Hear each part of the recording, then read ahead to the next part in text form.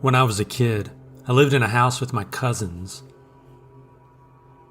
I've had a variety of experiences there, and I know they were real because my family had similar experiences. My first encounter was while I was watching TV in my room. Suddenly, the dresser in the hallway began making loud banging noises. It was wooden and had large metal hoops to open the drawers. The sound was made by the hoops slamming against the wood. I could see them moving from where I was laying. Every time I would get up to look at it closer, the banging would stop. After a while of this, it just stopped on its own. I continued watching TV. It could not have been my sibling or a cousin messing around because everyone was gone. I was home alone. The second thing I can remember was constantly hearing voices. They would always sound like my mother, calling out my name or my sibling's name. Of course, it always happened when I was home alone. Once, I went downstairs thinking my parents had come home, but no one was there. The only thing out of place was a teacup sitting on the table in the living room. Thinking about this teacup makes me think about something else that happened often, almost every night. I would hear two teacups tinking together. I could tell it was teacups because it made a specific, higher-pitched sound than other cups. I would go downstairs after hearing it, but nothing looked different. This next experience occurred a few months after my grandfather's passing. Sometimes I would sleep in his room as we were very close, and it was comforting. One night, while I was drifting off, the cabinets in the room that would hold his medication began violently slamming and banging. I saw a figure in the hallway, hunched over and convulsing. This image is literally burned into my memory from how horrific it was. The next morning, I asked my parents about it. They said they heard the cabinets, but did not see anything in the hallway. As a kid living in a small town in Mexico, I grew up with solid values based on religion and believing in God and evil. At the age of 5, I got into many paranormal encounters that left me with a traumatic experience and phobias, such as a fear of sunset because the night was coming. Now you may think I'm joking, but I also encountered levitations and sleep paralysis. The worst encounter was when a force of energy took me when I was running to my mom's room and it pulled me back into my room. My mom didn't believe me until she saw me terrified in bed in my room, crying desperately. She brought in a priest to pray for me. The priest kind of practiced a type of exorcism. Growing up, the experiences decreased, and I did eventually overcome my traumas. At the age of 15, we immigrated to the United States. Nothing happened for 10 years. One night, I experienced another horrible encounter. I was awake in my bed looking at my phone. I couldn't move. I was paralyzed with wide open eyes, and I started hearing voices, like babies crying. I thought for a second that I was going crazy. And then a voice in a very deep tone laughed and said, "Do you think that you have escaped from me?" My Aunt Maria and my Uncle Albert live in a small Midwestern city in the suburbs. They're now in their 70s, but they've lived in the same house since the late 1970s when they got married. The house has a basement that has always creeped me out. It's a normal ranch-style house, I think built in the 1950s, with a big basement because of tornadoes. When you enter, the staircase to the basement is to your left, protected by a simple metal gate. The kitchen is to the right of the entrance, and the living room borders the large staircase's metal railing. The staircase is carpeted and really steep. When my cousins were kids, they probably put in the metal gate for fear of them falling down the stairs, but they're steep, like oddly so. When I was a kid, I'd go over to their house to play video games with my cousins. They had a Nintendo in the basement. There's a den down there with an old TV and some boxes and an old armchair. The basement turns to the right from this area into a wide hallway. In this hallway, there's more junk and a bar that I don't think they've ever used. It has more boxes and random stuff around it. At the end of this hallway, there's a brick wall and some frosted windows that let the daylight faintly shine in. To the right of the bar, there's a smaller hallway where there's a washing machine and a dryer. My Aunt Maria does laundry there.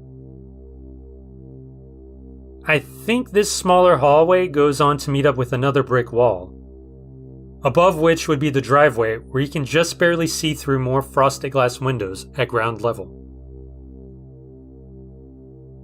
So that's a physical description of the basement. I'll go over a handful of the strange things I associate with it.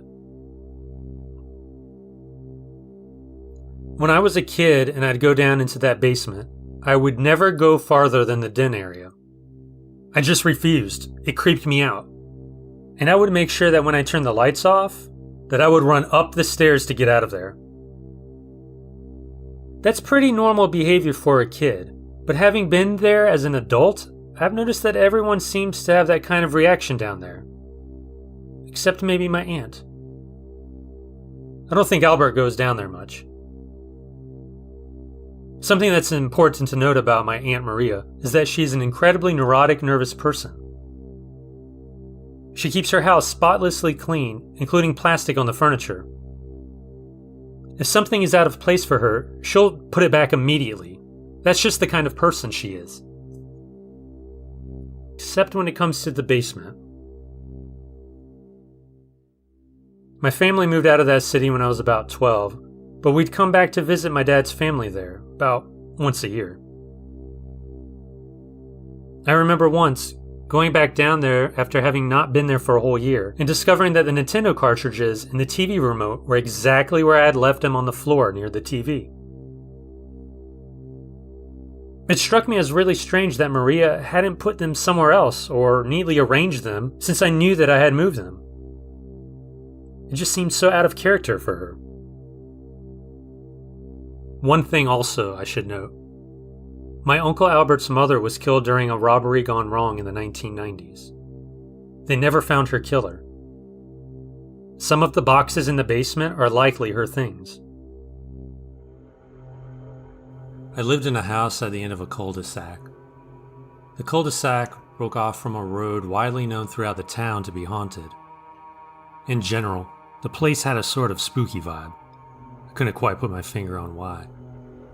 You could sort of just feel some weird energy. In my earliest memories there, I was around 5 years old. My family is heavy into video games, so at times I'd spend the night downstairs playing video games with my older and younger sisters. Most of the time we'd end up all passing out on the living room couches. Sometimes I'd wake up randomly throughout the night. Most nights, if not every night that I slept down there, I'd hear the knocking. Sort of like someone tapping their knuckle on wood furniture in intervals of 3. It would always come from the kitchen, and it never happened when anyone else but me was awake. It was so loud, I was always surprised it never woke anyone up. Sometimes, although it was rare, the tapping would be accompanied by a breathing sound. Not too heavy, but heavy enough for me to hear it from another room. Anytime it would start, I would start gradually feeling more and more terrified, like a sense of danger. I was too scared to go in the kitchen, too scared to move. But the knocking and the breathing would go on all night. I wouldn't be able to sleep until sunrise when it would eventually fade away. Those were just a few strange things that went on in that house. At night, my family and I experienced aggressive banging and shaking on the attic door entrance. It was so bad, we had to tape the attic door more securely during the night to stop the banging. There's also stuff like doors randomly slamming shut, things being in odd places, strange shadow figures in my peripheral vision. I even remember having a nightmare about being on the staircase in the house when suddenly I would start to levitate. This dream reoccurred a few times, but ultimately stopped happening in more recent years. I genuinely believe that maybe whatever it was that kept me up at night never really left, as if it's been lurking in the background my whole life. What is it? What does it want? Why me?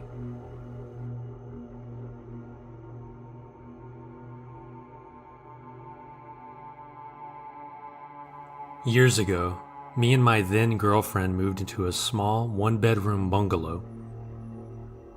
We were both believers in the paranormal, but we didn't think we were moving into a haunted house. We started to notice things about a month after we moved in. We had just gone to bed one night, and we were trying to get to sleep when we heard someone moving around in the living room. The flooring there was really hollow, and you could hear someone in there from anywhere in the bungalow. Then, it sounded like someone sat on the sofa. I asked my girlfriend if she heard it, and she said yes. I asked her what she heard, and she said someone walking around the living room, and they sat on the sofa. We actually thought we were being burglarized. I found whatever weapon I could, a shoe, and I bolted out of the bedroom, across the hall, and into the living room, hoping to surprise the intruder. There was nobody there. This was just the beginning. I'd find the toothpaste in the kitchen where neither of us had put it. My girlfriend would take a bath and afterwards ask me what I wanted because she heard me calling her from the other side of the bathroom door, although I had never left the living room. And I didn't hear a thing. I'd be watching TV in the living room and hear someone whisper in my ear. Could never make out what it was saying. The activity seemed to be on a cycle. We'd have about 4 weeks of peace and quiet, and then 4 weeks of activity. We even saw things too. One time my girlfriend was in the bath and I was in the living room. I really needed to go to the bathroom, so I stood up and then I saw a completely black figure walking straight through the living room door right in front of me. It walked into the middle of the living room, leaned forward as if to check me out, and then stepped back. When it stepped back, it dissolved. I just stood there, trying to figure out what I just saw. I thought it had to be a shadow cast by car headlights or something in front of the large lamp that was on. I checked the street and there were no cars there. I went to the lamp, tried to replicate what I saw, and I couldn't. Another time I saw it, I had to get up in the middle of the night to use the bathroom. I didn't want to wake my girlfriend up, so I kept the lights off. The street lamp out there shone so I could see a little bit. After going to the bathroom, I noticed the hallway was darker than it should have been. This big black thing was blocking the light. I reached over for the light switch, and the large shadow took a step back. I turned the light on, and there was no shadow there.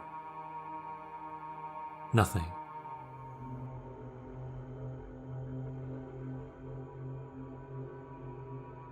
When I was younger, I had a next-door neighbor named Lexi. She was my best friend. Our parents would go on trips on motorcycles with each other, and we would camp out at one of our houses until they came back. It was normal for us. This one night we were sitting in our bedroom, talking and doing what we normally did. We saw a bright light through her window, followed with the sound of motorcycles pulling onto the gravel driveway. We instantly thought, okay, our parents forgot something. But before we could even get up to leave the bedroom, we heard a knock and a soft woman's voice say, "Hello?" and the front door opening. This was a familiar sound because the door scraped against the hardwood flooring. We panicked, thinking there was an intruder because this woman did not sound like her mom or mine. We scouted the house, scared out of our minds, only to find the front door wide open and nobody and no motorcycle in the driveway. We felt just a little better. We walked back into her bedroom, but before she went to enter, she collapsed onto the floor and started sobbing. I didn't know what was happening. I was scared. I asked her what's wrong.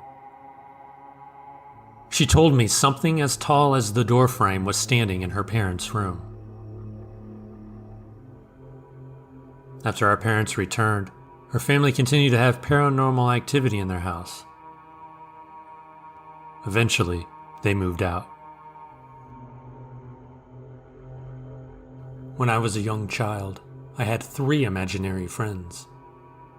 They were shadows on the wall, distinct heads and shoulders for each, but they blended into one. I remember many times I'd be laying in my mom's bed and jabbering away at them. I'd see them out of the corner of my eye quite a few times over the years. I stopped seeing the imaginary friends around 1st grade. However, I've started to see something similar lately. My boyfriend and I were staying at his parents' house. It was nighttime and they were gone. My boyfriend was upstairs. I was on the patio smoking a cigarette. They had a hot tub and the steps for it were right in front of the glass doors leading into the kitchen. I was sitting on those stairs and the kitchen light was on. It was a very bright light. I saw an incredibly tall figure walk from my left to the right into the kitchen. It was definitely what you would think a shadow person would look like. It was very black. Yet, when it went more into the kitchen where it should have thrown a shadow, there was none. Where it walked from was just a wall. There were no vehicles in the neighborhood passing by at that time either. Nothing at all to play any tricks of light. Were my old friends back?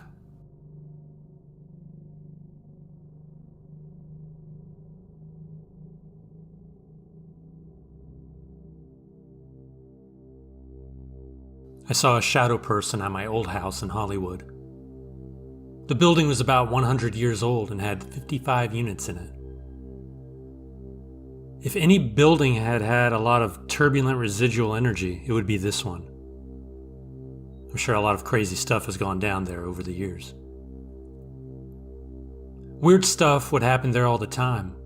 I would hear whispering in the living room, especially when I was in the kitchen and my back was to that room. I lived in a corner unit on the 3rd floor. The building had thick brick walls. Once, a drawer flew out of my dresser and landed several feet away. I had my foot grabbed in the middle of the night. Cabinets would open by themselves sometimes. I also watched a towel slide along a perfectly flat rack by itself. Once I was sitting in the living room watching TV. I like to watch with lights on. It's better for my eyes. The light was not casting a bunch of crazy shadows everywhere. From where I sat, I could see the hallway. I saw a full shadow figure walk down the hall into the spare bedroom. It unnerved me enough to get up and check the room. There wasn't anybody in there. It creeped me out. I stayed up for a long time that night. A few months later, I came home, and there was light shining in the cracks around that door. I knocked on the door, opened it. Every single light in the room was on. I turned off all the lights and shut the door. It made me really uncomfortable, like someone was invading my space and trying to mess with me. The place was really weird. I'm glad I don't live there anymore.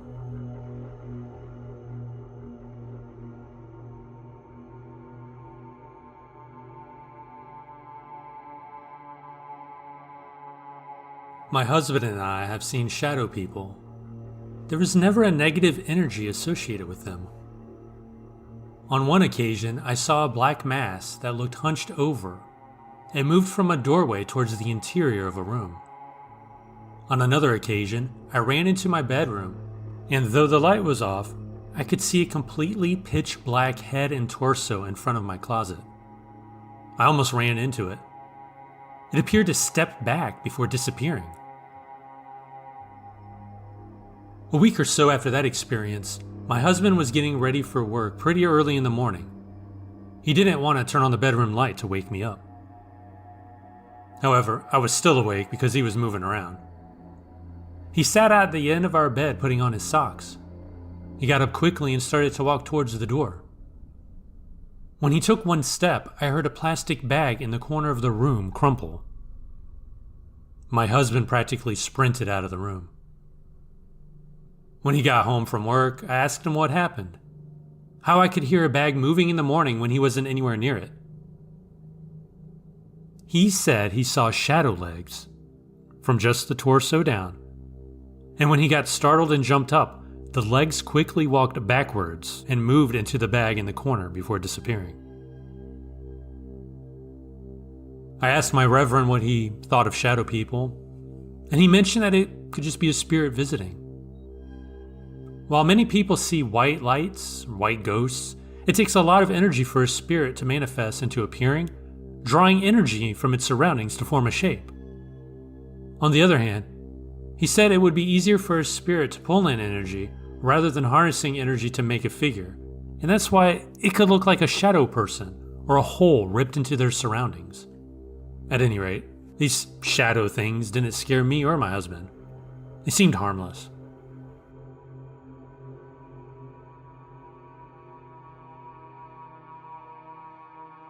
In college, I worked at one of the libraries on campus.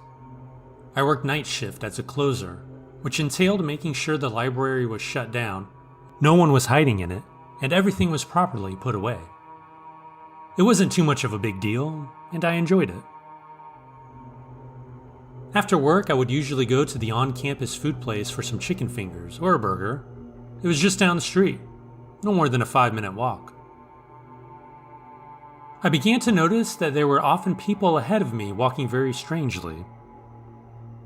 It almost appeared that the people were dancing, but in extremely exaggerated ways and very slowly. They would wave their arms above their heads in a wide arc while bending at the knees and occasionally jumping in the air. It seemed like they were on drugs or drunk, which were both highly probable on this campus, so I mostly ignored them. One night, as I was walking behind these people, I realized I'd never seen them close up. I hadn't really thought much about it, but they never got close enough for me to pick out details or walk into the light at all. In fact, all they looked like were dancing silhouettes.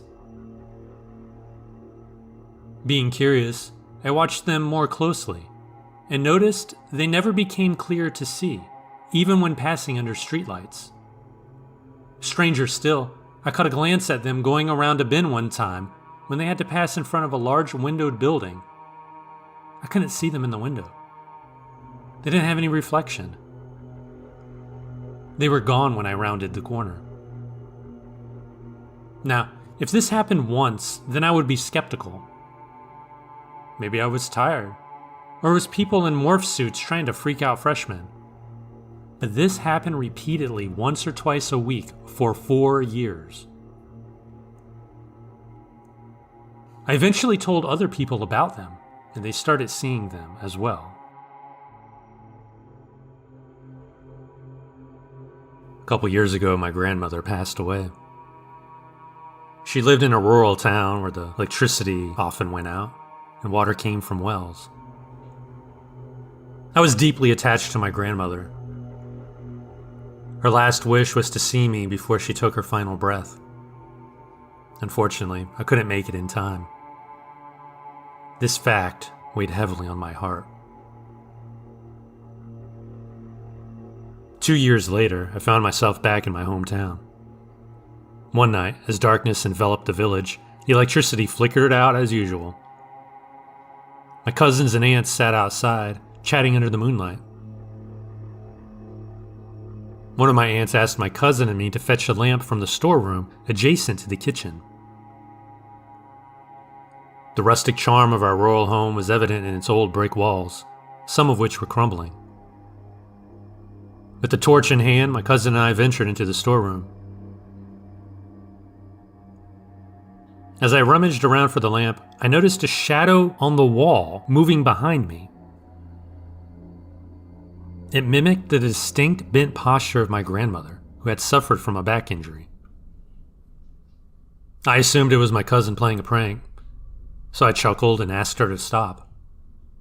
But the shadow persisted, trailing my every move. Growing frustrated, I called out to my cousin for help with the lamp.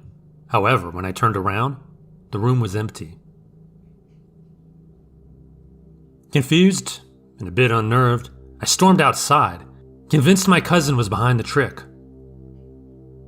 To my surprise, she was sitting with the others in the yard, far from the storeroom. My cousin said she hadn't been in the storeroom with me at all. Instead, she was fetching matches from the kitchen. The realization hit me like a wave. If the shadow was not my cousin, who or what had I encountered in that storeroom? The following morning, I fell ill with a high fever, prompting a trip to the hospital. To this day, I ponder whether I had truly encountered my grandmother's spirit, or if it was a figment of my imagination, or something else.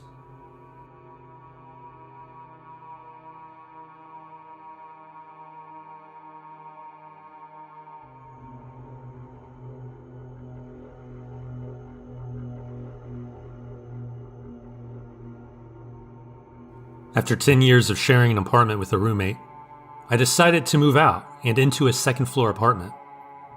This new place was once part of a larger home, but had been converted into 2 separate units.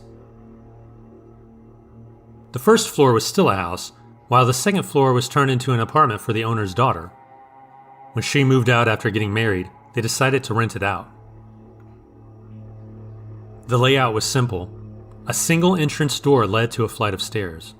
At the top of the stairs, the bathroom door was directly across, the bedroom entrance was to the right, and to the left was a small kitchen leading to a spacious living room.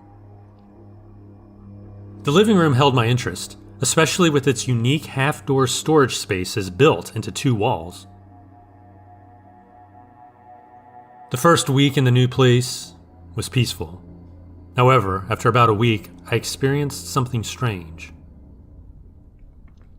One night, as I prepared to head to work for my overnight shift at the factory, I found all 6 storage doors wide open in the living room. Perplexed, I closed them, chalking it up to a forgetful moment before bed. That night, while watching a movie after dinner, I decided to take a shower.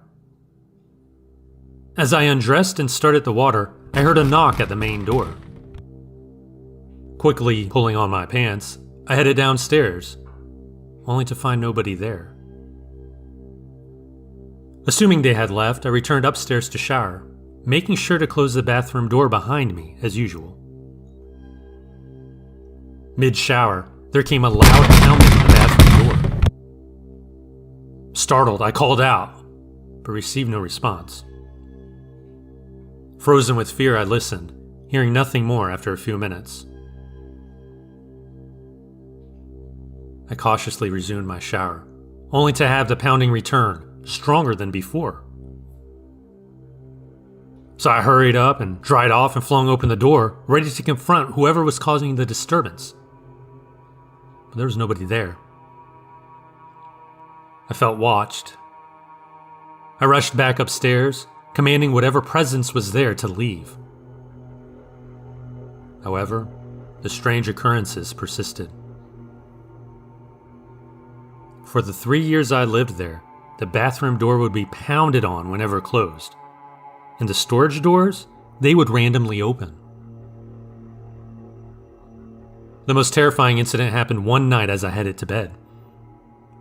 Just as I approached my bedroom door, it slammed shut in front of me. Unable to shake off the fear, I ended up sleeping on the couch that night.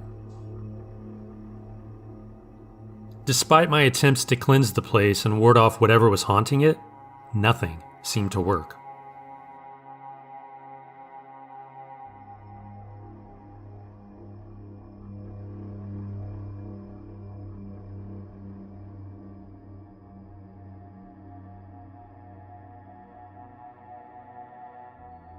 In the early 90s, every Wednesday we would take my grandmother out to eat. She had two favorite places. One of them was a Chinese restaurant that was attached to like a Sam's Club type superstore. The Chinese spot was attached to the front of the store and overlooked the entire parking lot. One Wednesday night we were at the Chinese restaurant, sitting in a booth by the window. I was sitting closest to the window, across from my dad. My parents were talking to my grandmother about who knows what. I was picking at my food, staring out at the empty parking lot. That was when I noticed a man walking up the front sidewalk of the restaurant. He wore what seemed to be a light blue business suit, a fedora hat, and he was holding a briefcase. I was staring at him, but not intently, because I was thinking about something else. It wasn't until he was about 20 feet from us that I noticed something odd. He stopped to look at his wristwatch, and I realized I could see the cars in the parking lot through his body. My first instinct at 10 years old was to find a logical explanation. He must have been inside the restaurant, and I'm seeing his reflection, thus allowing me to see the cars through his body. So I looked to my left, he's not there. I looked to my right, and there he was. I realized I was probably looking at an apparition. I was so excited I was trying to get my dad's attention to point it out. I was barely eking out the word dad. As that happened, I pointed to the apparition, and he looked up at me. Began to continue walking towards, but past us. And eventually, he faded into nothing. I was so stunned and excited, I pinched myself because I thought maybe I was dreaming. Fast forward several years. I'm 21 years old at this time, hanging out with my cousins. I don't remember how we got on the subject of ghosts, but I told this story. One of my friends turned white, and he said to me, "Tell me you're just messing with me." I was confused. I was like, "What? What do you mean?" He then told me that when he was a kid, his parents were leaving that same parking lot one night. He was sitting in the back of the car, and his dad reversed out of a parking spot. Just then, his mom, from the passenger seat, began to freak out. She's yelling at his dad to slam on the brakes because there's a man walking behind the car. His dad looks at her like she's crazy and says, "I was looking behind my shoulder the whole time. There's nobody there." My friend's mom described the man as wearing a three-piece suit, a fedora hat, and he was holding a briefcase.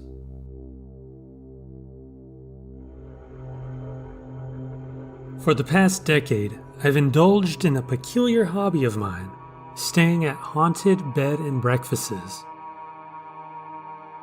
Most of the time, the tales of supernatural encounters and eerie happenings turn out to be greatly exaggerated or entirely fabricated. However, every once in a while, I stumble upon some truly extraordinary experiences. One such occasion took place in Key West, Florida, at a charming bed and breakfast called Morero's. It was approximately 3 a.m. The entire house was enveloped in darkness. All the lights had been switched off in the quaint 13-bedroom establishment. As I settled into bed, I began to hear things. Naturally, in an old building, one expects the occasional creak or groan. But on this particular night, I distinctly heard footsteps, hushed conversations, and breathing. Some of the sounds may have been carried in from the bustling street outside. However, the breathing, that was different.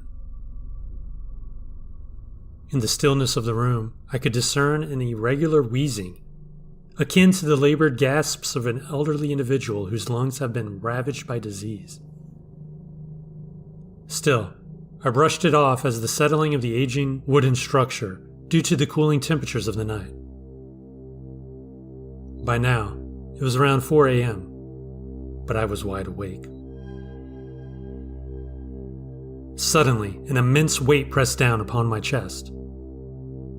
It felt as if someone was sitting directly on my ribcage. I couldn't sit up, I couldn't move, I couldn't breathe. Out of nowhere, a whispering voice caressed my ear. It was unmistakably feminine, softly uttering a word in a tone that suggested lips pressed against the side of my face. Then, the pressure on my chest vanished. I jolted upright in bed. I switched on the lights, checking if my companion was awake and had witnessed the strange occurrence. The next morning, I recounted the events to my girlfriend, who, due to her deep slumber, had missed the entire episode. In an attempt to detect any signs of paranormal activity, I placed my keys in a circle on a plain sheet of white paper before retiring for the next night. I was disappointed the next morning. They remained undisturbed. And that word, the word that was whispered into my ear, I couldn't identify it as anything in English. I'm puzzled to this day. Since that incident, I have returned to Marrero several times in the hopes of gathering further evidence of supernatural activity. Unfortunately, luck has yet to be on my side. Nevertheless, I remain determined to continue my quest, eager for any future encounters that may shed light on the mysterious occurrences within those old walls.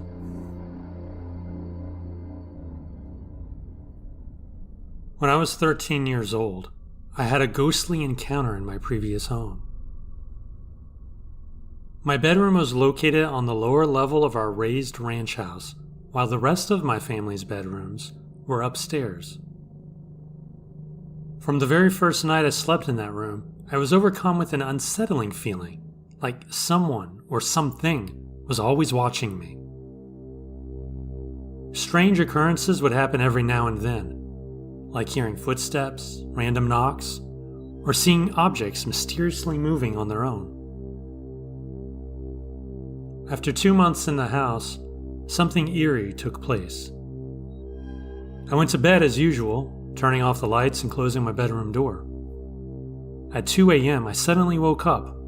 Every hair on my body stood on end. To my astonishment, the light outside my door was on. My bedroom door was wide open. I shifted my gaze and began to hear footsteps emanating from the hallway in front of my room. Fear overwhelmed me as I stared at my open doorway, the light casting an eerie glow, while the sound of footsteps echoed in the stillness. Then, I heard 2 distinct jiggles on the locked door further down the hall. I was certain of the sound since I used that door every day. It led to the garage, which I knew was closed, meaning the jiggling came from the inside. I felt completely paralyzed. After a brief pause, the footsteps resumed. Around 5 or 6 of them traversed back from the door to the area in front of my room. There was an undeniable presence that I could sense. Like any 13-year-old would do, I slowly turned towards the wall, closed my eyes tightly, and forced myself to fall back asleep. Eventually, I moved out of the house, but I can honestly say that I've never encountered anything as chilling and horrifying since that night. It was 5 years later that I discovered the grandfather of the family who lived in our old house before us had passed away in the very same downstairs bedroom that I had occupied.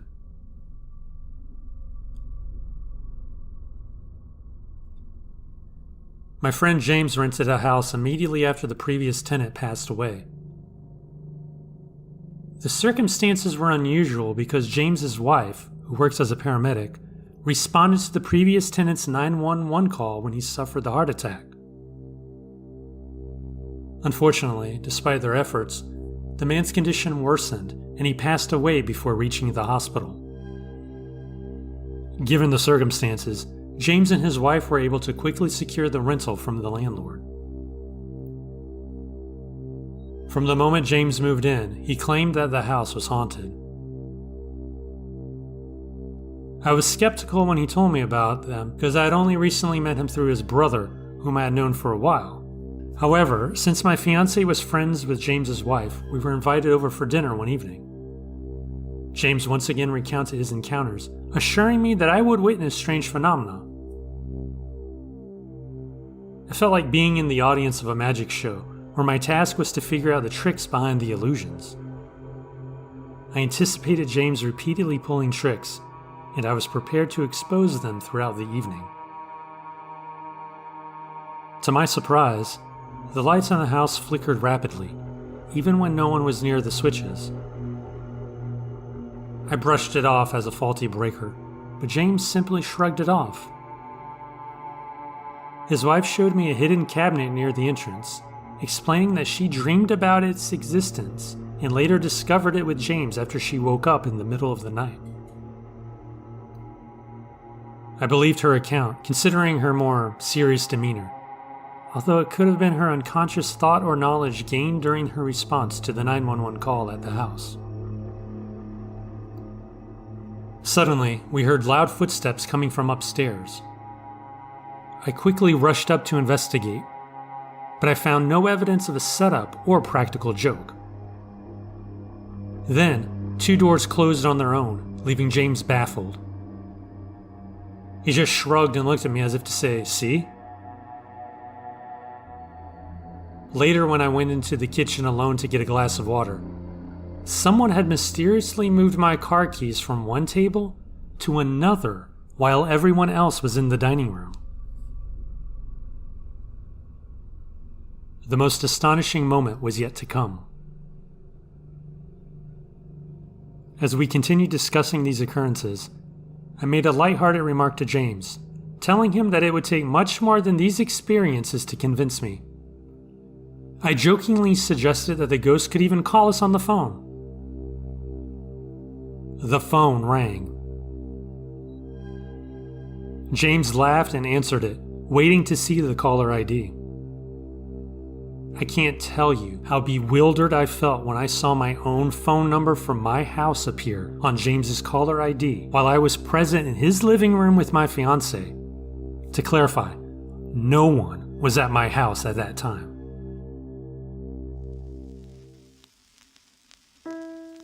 When I was 8 years old, my family moved into an old house which was built in 1810. My father still lives there. For 9 years, until I was 17, I felt a pressure on my bed as if someone had sat down next to me every night before I fell asleep. I always felt an increase in pressure in the air at the same time. Although I knew this wasn't a common occurrence, I didn't think much about it. However, things changed when I received a cat for my 12th birthday. Each night, the cat would sleep on my bed and suddenly bolt from a dead sleep and glare at something in the doorway before running out of the room. A few moments later, the pressure on the bed would return. While this was a strange experience, I didn't question it much, thinking that maybe my cat was just nervous. I didn't talk about this to anyone, but I started referring to the feeling, or presence, as Charlotte, although I'm not sure why. One summer day when I was 13, an elderly man and his middle-aged daughter visited our house and asked if they could take a tour of the place.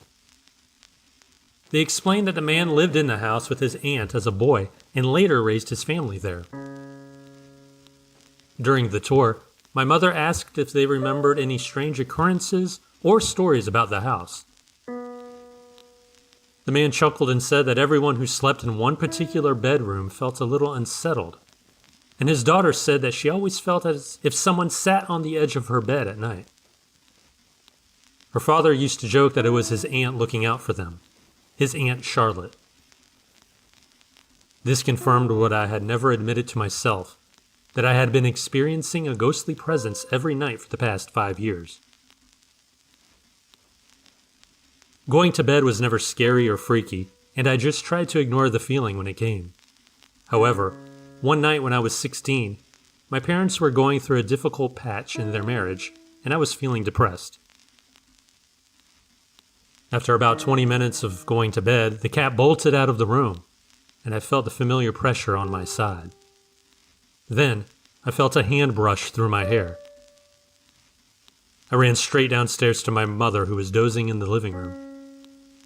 She asked me what was wrong, and I told her I had a nightmare. I spent a week sleeping in the guest room, and when I went back to my room, I realized that I didn't feel the pressure next to me, but I still felt pressure in the air. I rolled on my back and saw the figure of a woman in her 60s wearing a house dress. Her hair was pulled back in a bun, her arms folded. She was looking right at me, appearing very concerned. When I found my voice, she disappeared. I said out loud, "I don't care if you stay, but I can never see you again." And I never did. A few years later, after my parents divorced, and my dad moved in his girlfriend and her 4-year-old son, I wasn't really surprised when she told me her little boy said a lady named Charlotte told him stories at night.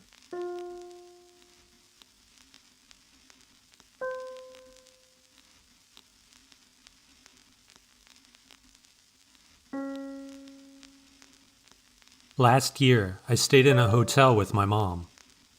One night, while lying in bed, I noticed a human-shaped shadow about 2 meters away from me. I tried to ignore it, thinking it was just a shadow, but it persisted. When I turned the light on, it disappeared, but reappeared when I turned off the light again. I searched the room but found nothing that could have caused the shadow. It looked exactly like a human silhouette, and it hadn't been there the previous nights. Even though I never believed in ghosts before, I was terrified. I eventually fell asleep with my back turned to the shadow. The next morning, I told my mom about the experience, but she shrugged it off as my imagination. However, a few days later, when we were back home, my mom brought up the shadow, revealing that she had seen it too. She didn't want to scare me at the time, but she believed that it might have been the ghost of her recently deceased best friend, who she had just written a letter for to get closure before we went to bed that night.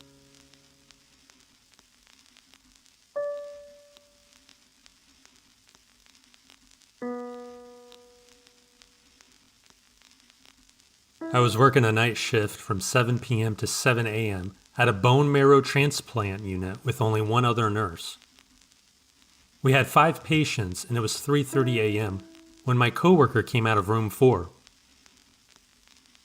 She was startled as the bathroom door closed on her while she was emptying a urinal, causing her to spill urine on herself. She told me that a young man who had been in that room had died a gruesome death. Apparently, he was supposed to be discharged, but one night around 4 a.m., the nurses heard a thump. When they rushed in the room, the man was in the bathroom with his central line out and blood everywhere. Despite their efforts to save him, he died right there. Nobody knows why he pulled his line or what had happened, but the scene was horrific. A few weeks later, an elderly patient was in that same room and asked the nurse if someone had died in there. When the nurse confirmed that it was a hospital and it was possible, the patient replied that she believed a young man had died there because he was talking to her.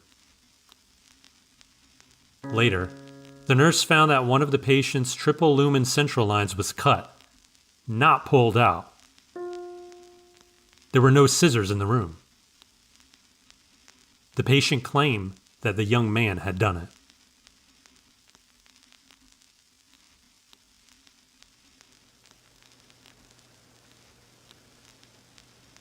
I often struggle with sleeping, so a few nights every week I stay up very late. One particular night, it was around 2 a.m. when something strange happened. As a habit, I always lock my bedroom door before I sleep, especially since I moved away from home. However, on that night, my brother was staying with me but ended up staying somewhere else without letting me know. Suddenly, I heard my bedroom door creaking open. I called out to my brother, but he did not answer. When I checked, there was no one there. I called out again, but still no response. Although I don't scare easily, I felt eyes on me. I got up and started checking each room in my house one by one. It was one of the most terrifying situations I've experienced for no apparent reason. Maybe it was just an issue with the doorframe. I ended up staying awake all night, and ever since then I've never felt alone in the house. I've been hearing strange noises more and more often, especially a scratching sound coming from my closet. After investigating, I realized that it was just a small steel wire rubbing against the door. However, when I stopped it and closed the door, the scratching sound started up again a few seconds later and stopped just before I opened the door again. I've researched for answers, and some people believe that an opening door symbolizes the start of a new path in life. However, my grandfather also passed away in the house, so I can't help but think that he may still be around. At the end of the day, it could just be that I forgot to fully close the door, and the changing pressure in the house made it open. However, I always make sure to give it a good push and hear the lock click just in case. I don't believe in ghosts, but looking back, I've had a lot of paranormal experiences. The first experience. When I was young, around 4 or 5, I was in my grandma's house and she had a computer set up under her stairs. When I got to the bottom of the stairs, I saw a man turn around in the chair. He said his name was Peter, and I started crying because I was a young girl and there was a strange man in my mama's house. He then told me to sit on his knee and he hugged me. About a month later, my grandma was showing me photos of my granddad, who died when my mom was 14. I immediately recognized him as the guy I met under the stairs. The next experience was definitely when I was 6, because it was the year my mom met my stepdad. I was in my mom's bed with my mom downstairs with my sisters, and I heard a really soft voice say, "Lay down." I opened my eyes and tensed up, and I stayed still because demons can't get through a blanket, right? A few seconds later, it said, "That's it." I ran downstairs and cried to my mom.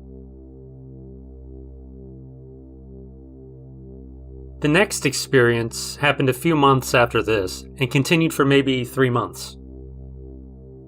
I kept having dreams about a woman who lived in my wardrobe. I dreamed about her a lot, and she was always paying attention to my sister, who was on the bunk bed under me. My mom said it wasn't real, but the wardrobe would always be open in the morning. It had latches, so it shouldn't have opened on its own. It is possible, because it was pretty cheap, but it just doesn't feel right.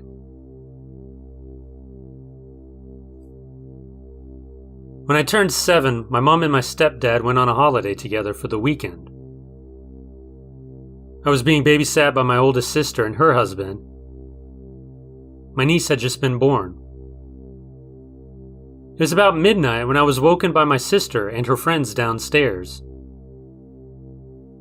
Like any child, I immediately went on my iPad and started playing a video game.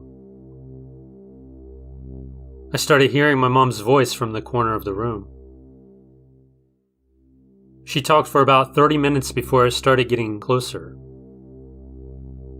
I ran downstairs to my sister and her friends. The next experience, my second oldest sister was living away for mental health reasons. My mom and stepdad moved into a new house, and for about 2 years I would talk to her when she wasn't there. 3 months after I started doing this as a coping mechanism, I started hearing her talk back from under my bed. It stopped when I threw out one of my dolls. Another experience. I was a lot older, maybe 12. I was looking after my niece while my sister was asleep upstairs with her new son. I was watching TV with her and she started talking to the chimney. Of course, I thought she made an imaginary friend. It's really cute. I asked who she was talking to. She said a name along the lines of Rupert or something, but I didn't hear right. I asked her again. She looked worriedly at the chimney, then at me, and said nobody's there. Of course, I didn't believe this, so I asked her if she was sure. She told me, "He'll talk to you later." That just terrified me.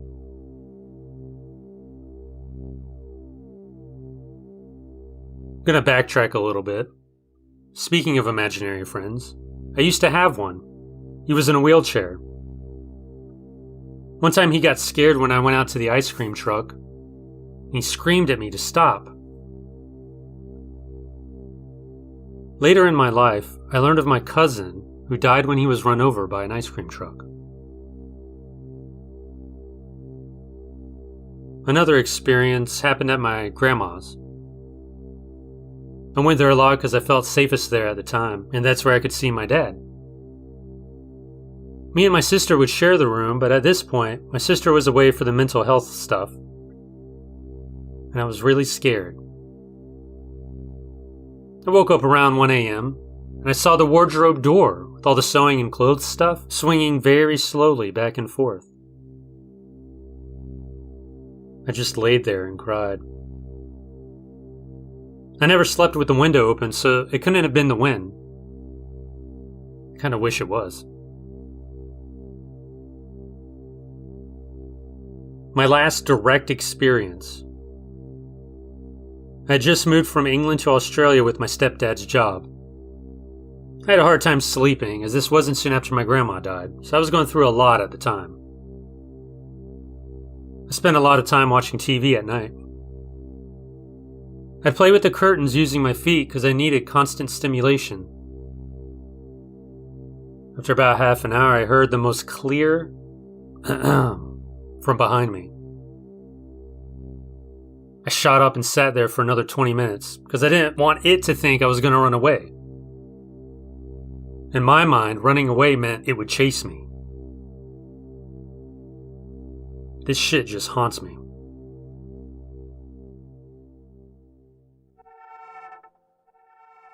This incident happened at our old house. I believe that there are two contributing factors to our house back then being haunted.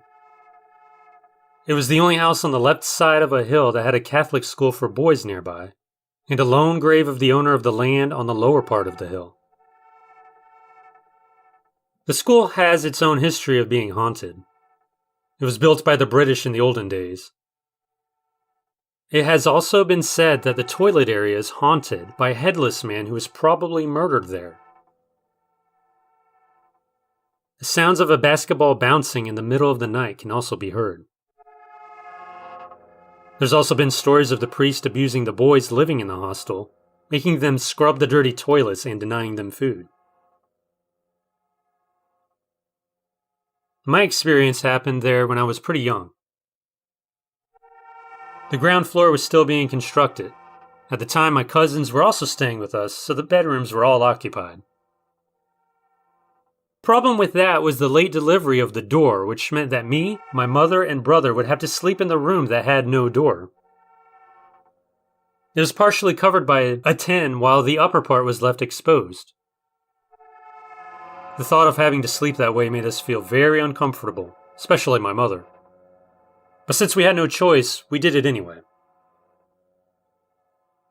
We turned off the lights as soon as possible so as to avoid any possible intruders from noticing that they could get in the house. Throughout the night, nothing happened. But early in the morning, around 4:30 a.m., I woke up. I was just looking at the sky that was returning to its normal shade of blue when I suddenly saw a huge man of about 6 feet looking at me from the exposed part of the doorway. He had an unkempt beard. His skin looked muddy, and he had long knotted hair. He also had a machete in his hand.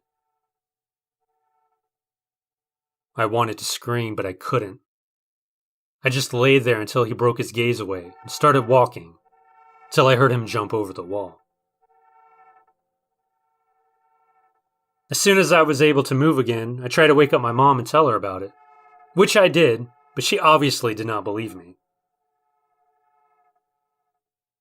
I still have questions. Why was he there? Was it a human or something else?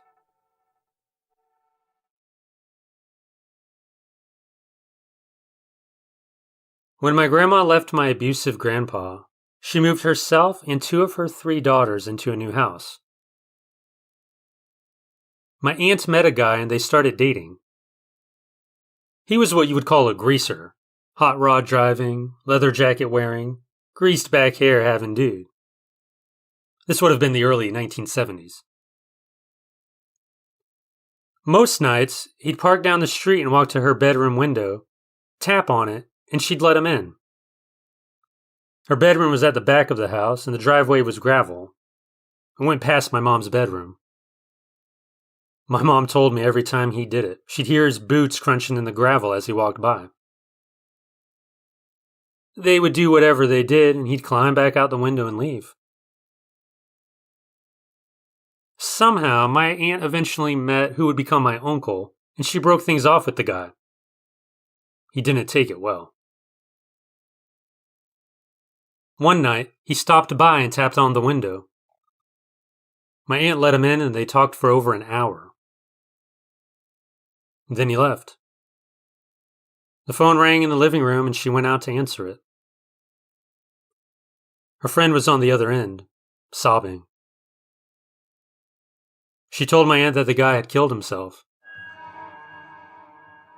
He drove around in his hot rod with a buddy, drinking liquor, shooting mailboxes. Then they pulled into a convenience store parking lot, and he shot himself in the face, killing himself. My aunt said that was impossible. He just left her house. She then looked up and saw the guy standing outside staring at her through the living room window with blood all over his face. My aunt screamed, waking everyone in the house. The guy disappeared. My aunt told them that night what had gone on, and that was the only time she ever spoke about it. I've asked her a couple times to tell me, she wouldn't. Grandma and Mom eventually told me about it years later. From then on, my mom would hear his boots crunching in the gravel every night. My aunt would hear him tap on the window. It got so bad for my aunt that she begged my mom to switch rooms. They did, and my mom heard the tapping on the window. My grandma told me they'd always find his brand of cigarette butts in the ashtrays. Back in 2008, I happened to deliver pizza to that house. I asked the woman if anything strange went on there, and she froze.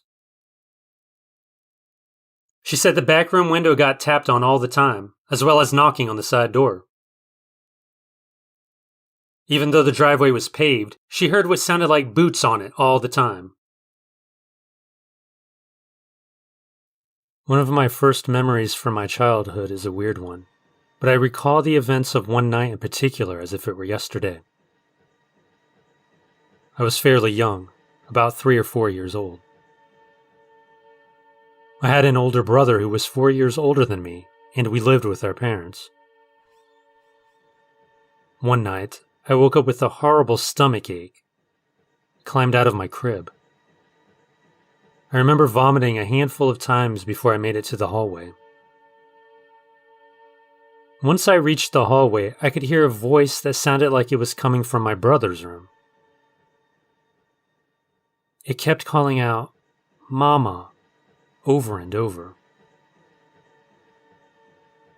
I stepped into my brother's room and he was sound asleep.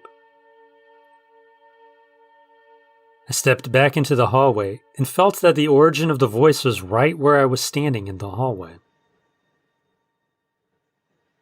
My attention was brought back to my stomach ache, so I turned back towards my parents' bedroom for my first ever rendition of a childhood classic. "Mom, Dad, I threw up." My mom takes the lead this time and takes me to the bathroom, which is directly across from my brother's room. I asked my mom, "Do you hear that voice?" "What voice?" "You're just tired. Let's get back to bed." And that was that. I heard it continuing throughout the night until I eventually dozed off back to sleep. The next morning I woke up to a plumber trying to fix a leak in the ceiling of our hallway between my brother's room and the bathroom, right where I heard the voice. I remember it being an issue because the plumber couldn't seem to find the source of the leak and left with a sort of not sure what to do vibe about his exit. "Mama, Mama." I remember that voice. I always will. I'm 33 now and am married with 2 kids of my own. My oldest is in the middle of sleep training and just woke up from a nightmare. He's been calling out for his mama. I remember that voice.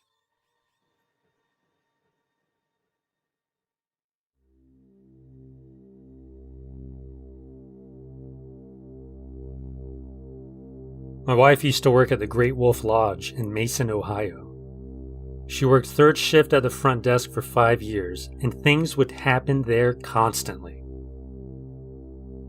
Many times I'd take her to work and hang out in the lobby until she got off, instead of making the long drive back home and then back to get her in the morning.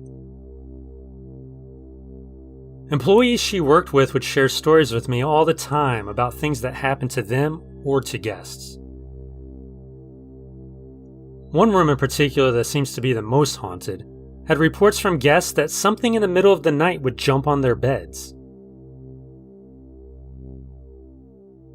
One day, the bathtub overflowed and the water leaked down into the basement. When they checked the room, nobody had been in there and the room had not been rented. It seemed as if a lot of the things that happened there either happened in the lobby or on the 1st floor. Every night, they had to print a report and get it from the main office on the 1st floor. My wife went down the stairs, and while she walked, the elevator started following her from the lobby to the 1st floor.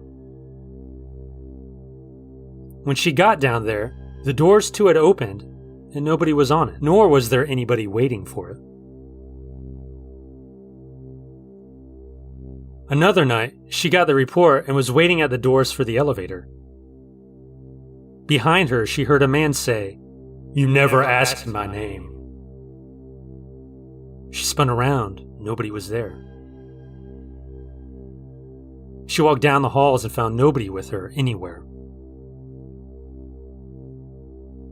One night, she got a call from the office, but no one was supposed to be in there, and it was locked at night. The night shift supervisor went down to check it out with security and found the door to be locked and nobody inside. That happened quite a bit. One time he came back upstairs from checking, and as soon as he reached the top of the stairs, a phone that sat at the host station at one of the restaurants there rang, so he picked it up. The extension it called from was the office. You heard nothing but dead air. Another night, my wife got a call from an extension she didn't recognize. When she answered it, she heard nothing but dead air. Not even her supervisor knew the extension. After hanging up, she decided to call the extension back, and the phone in front of her supervisor, who sat right next to her at the desk, rang. He picked it up, and they confirmed that it was her that called. Except it wasn't his extension at all. Upon further investigation, they found that extension did not exist anywhere in the hotel. One night I had to use the bathroom, so I walked down the hall off the lobby.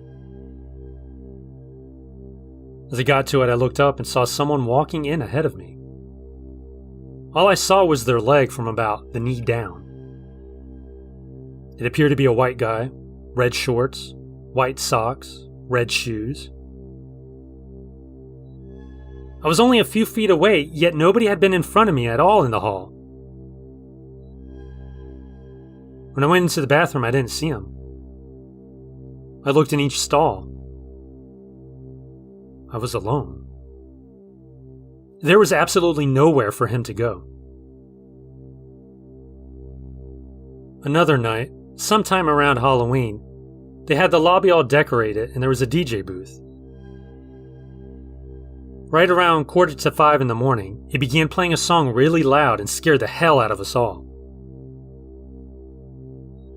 The supervisor went to shut it off, and after he did, he informed us that it had been off when he came in. It'd been off the whole time I was there, too.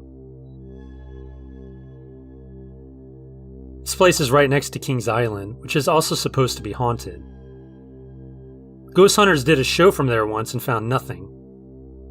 I'm not sure why they never bothered going to the lodge next door to hunt. They'd probably turn up all kinds of things, because stuff happens regularly there.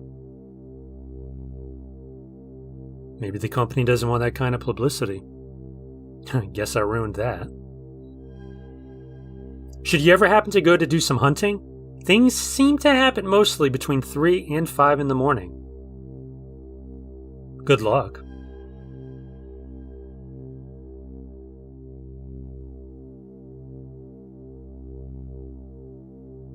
We moved to California in 2019 because of military orders.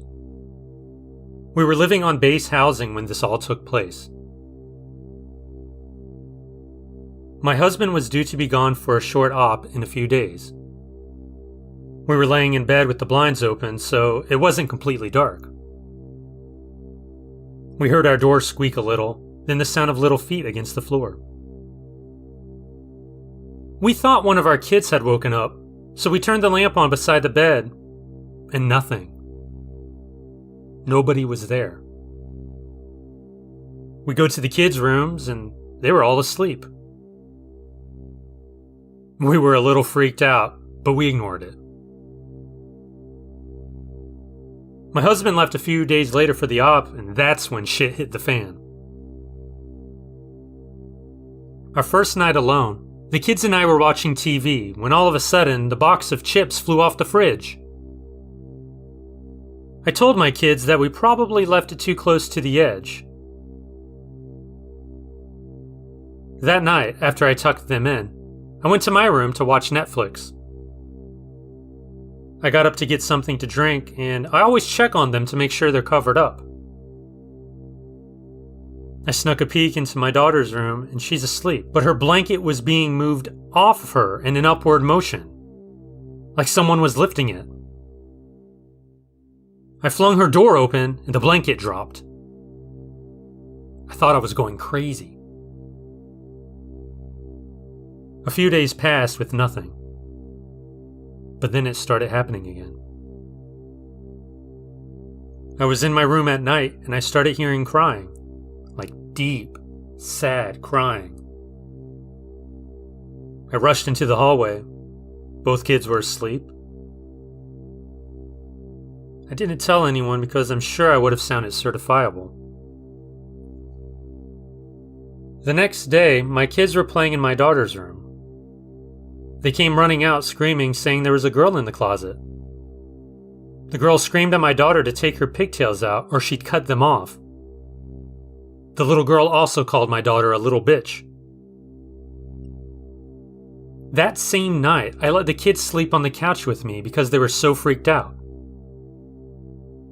I FaceTimed my cousin, and she heard crying in the background. She asked if it was my kids. I said no and showed her they were asleep. The next day we went to the store. We came back home and there was muddy footprints leading to my bathroom and onto the shut toilet seat. They were not from my kids. Later, my son tells me Scary is the name they call the ghost. They said Scary wants her Uncle Sean, and that's why she's there. I freaked out. I called my husband, and people in his unit said they had similar stuff happen in base housing. It's all haunted. So my husband sent the chaplain to our house to bless it. He walked in and said the spirit was strong, and what he just did was going to make it mad. When my husband came home, we instantly looked for a new place. On the day we moved out, we had all of our stuff scattered while we packed. We happened to look over and saw a candle was lit. Neither one of us lit that thing. I'm glad we got out. It was the creepiest situation I've ever experienced.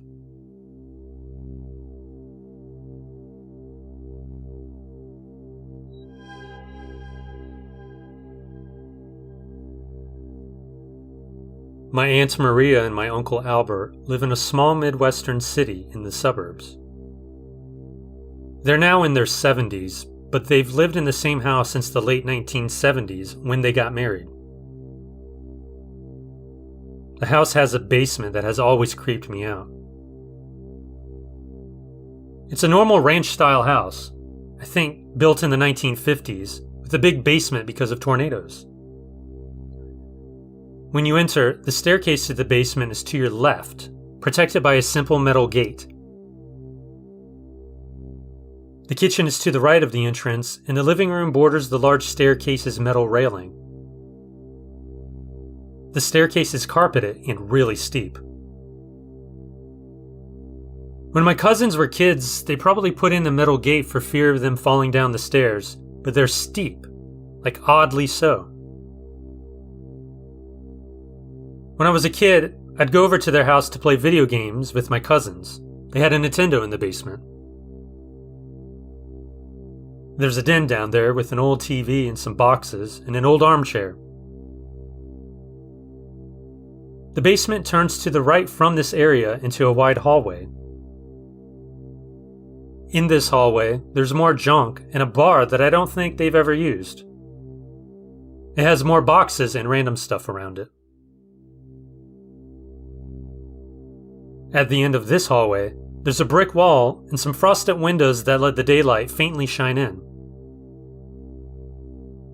To the right of the bar, there's a smaller hallway where there's a washing machine and a dryer. My Aunt Maria does laundry there.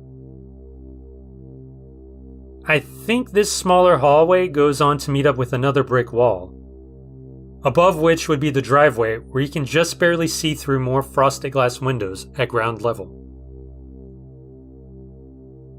So that's a physical description of the basement.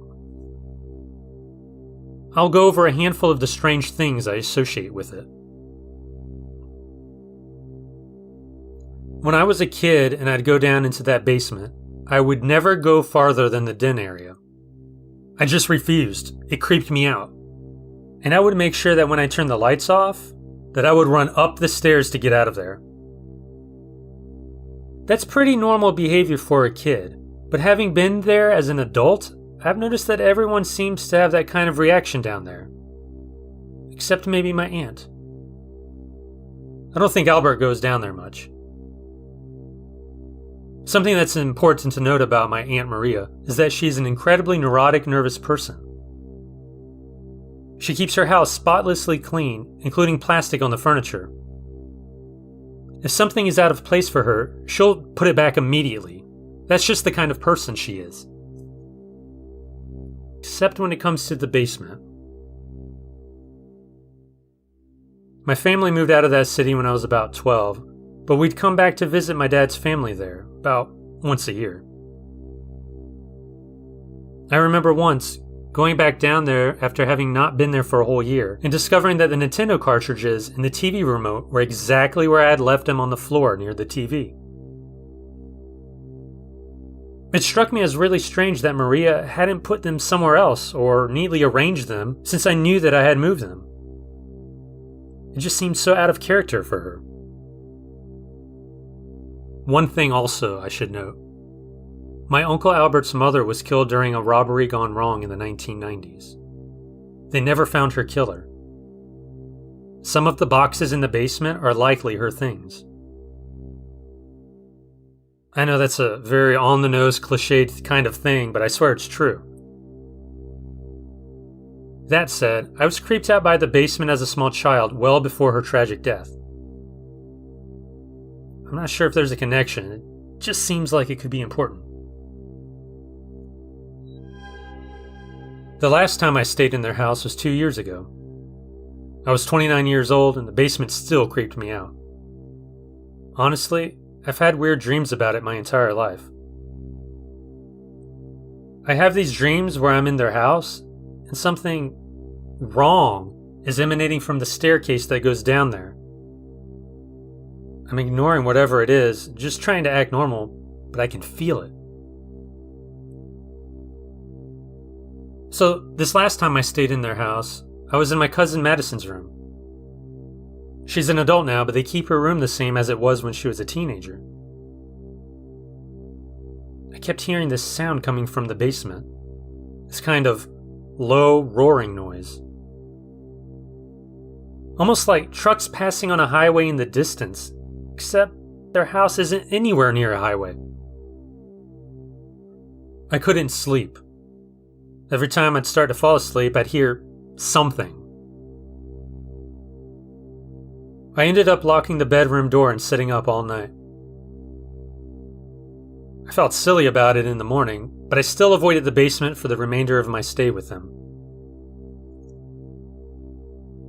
2 years have passed, and last month my Aunt Maria had some kind of nervous breakdown. She's currently hospitalized. My cousin said that his mom has been talking weirdly, not making sense. I bit my tongue and didn't ask him if she talked about the basement. I had a feeling he'd either say yes or get mad at me. We've never discussed it being haunted, but I'm sure he knows something is off.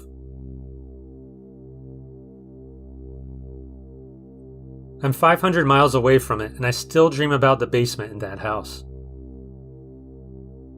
It's like a bad place, a bad space.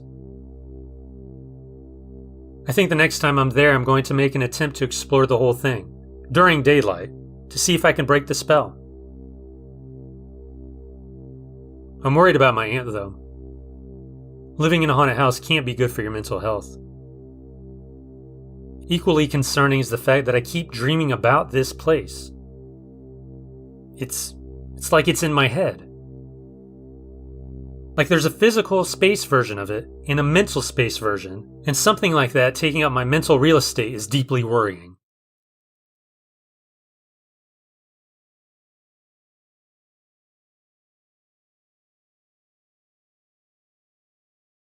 I'm a skeptic, but I'm not so arrogant to believe I have all the answers. There are still things that I can't explain. The creepiest, potentially paranormal thing that has happened to me took place in the winter of 2011. I was in college and had come home for winter break to spend time with family. For some additional context, my aunt and uncle lived around 30 minutes outside of town. They had a daughter, A, who was a few years younger than me, and two significantly younger children, K and T. My aunt and uncle were out of town for the night, so the kids were all alone with their older sister. Around 1:30 a.m., my mom received a pretty frantic phone call from A. She claimed that K had woken up several times, in tears, claiming that a monster scratched her. A had chalked it up to a nightmare the first few times, but the last time she lifted up K's pajamas to find large scratch marks. The family had no pets, and T had been downstairs with A the entire time. So my mom sent my brothers and me to check on the house and my cousins. When we arrived, the three of them were sitting in the living room with the lights on. I checked K's side and found the scratches that A had described.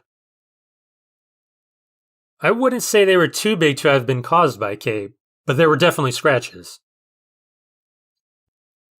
My brothers and I then split up and made sure all the doors and windows to the house were locked before searching every room.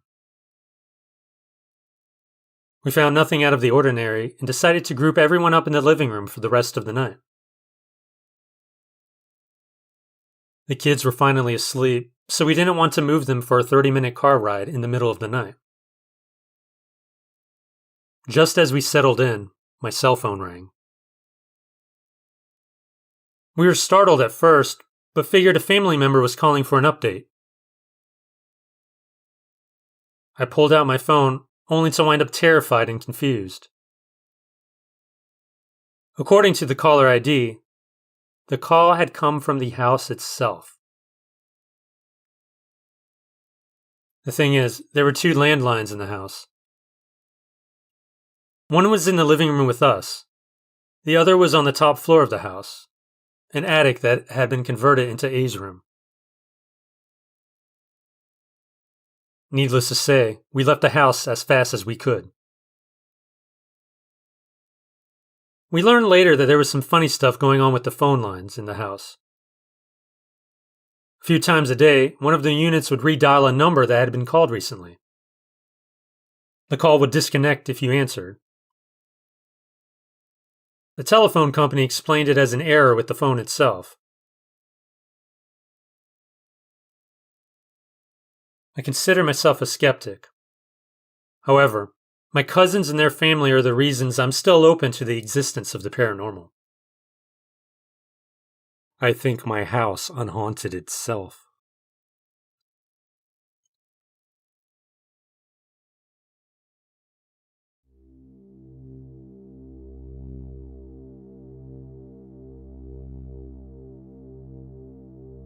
We moved into our current home almost 5 years ago.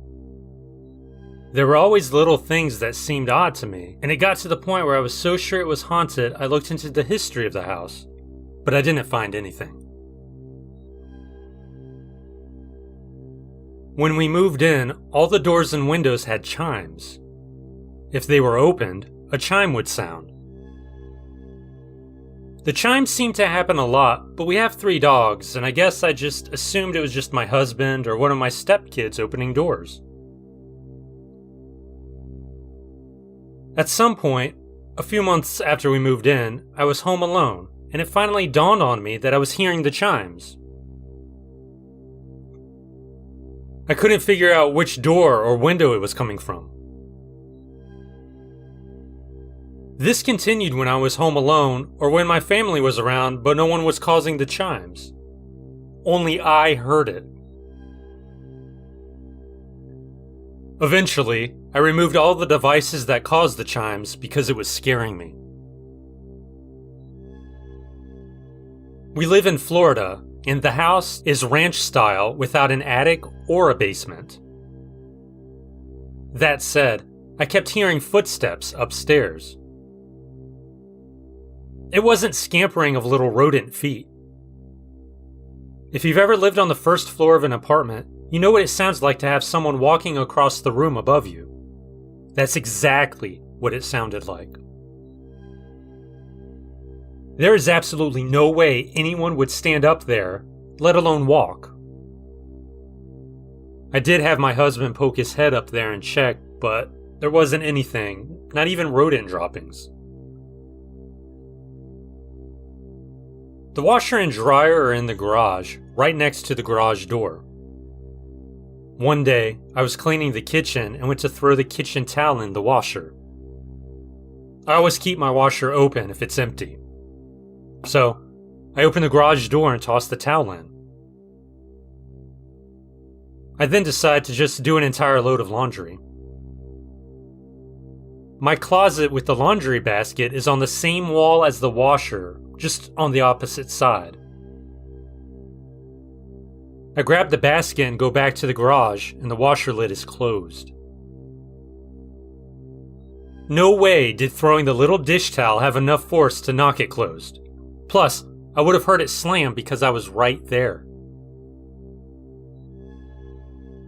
Several times, I would start a load of laundry and then go to check if it was done, and the washer lid would be open. The washer would be full of sudsy water, but the lid would be open. My washer would not run or add any water with the lid open. Now, all of these things by themselves aren't too bad, but altogether, especially the footsteps, yeah, all of this had me freaked. I talked to my husband about it many times, but he never heard anything. He just didn't believe me. I told him that this is exactly what happens in every scary movie. No one believes the person experiencing everything until it's too late. About 8 to 10 months after we moved in, and I've been telling hubby about the sounds, something finally happens to him.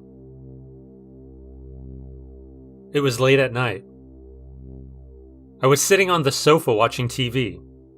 Stepkids were with their mother, and hubby was in his video game room, which was on the back of the house. My husband comes into the living room and says, "Ha ha, very funny." I had no idea what he was talking about. He said I was outside his window tapping repeatedly on it. I was not. I still don't think he believes me. One day, I was at work, and my husband and stepson were the only two home. Husband was mowing the grass, and stepson decided to do a load of his laundry.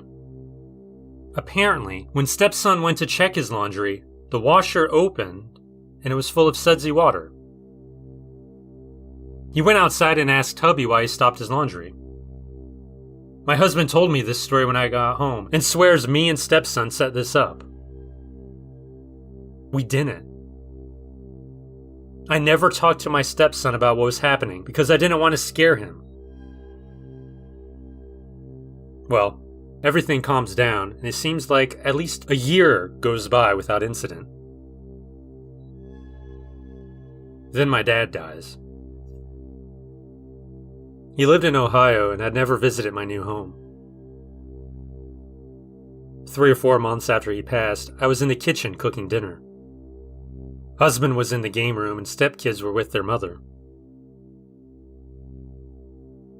My kitchen, living room, and dining room are all kind of open, with a wall partway separating the kitchen and living room. It's like a big circle with a small wall in the middle. I can enter the kitchen from the living room and dining room area, or the opposite side that leads to the garage into my bedroom. Anyway, I'm bent over checking the food in the oven, and I look over to the garage door, and clear as day, I see a man walk by through to the living room. I just see hairy legs and tan shorts. I immediately know this isn't my husband. I walk back through the opposite side and look into the living room. No one's there. My dogs aren't fazed. They're just chilling on the sofa. I go into the back room to check on hubby, thinking maybe it was him. He's kicked back with his legs on the computer desk watching YouTube. As soon as I see him, I burst out crying. I'm not a crier, so this scared hubby. I told him what happened and he offered to hang out with me while I cooked. I must have really freaked him out because he only leaves that room to eat, sleep, and work. After thinking about it, I feel like those were my dad's legs. He had these tan shorts he wore when I was a kid. He never wore shorts in public, but we lived in a trailer without air conditioning and it got hot a lot. That happened about 2 years ago. Knock on wood, I haven't had any incidents since.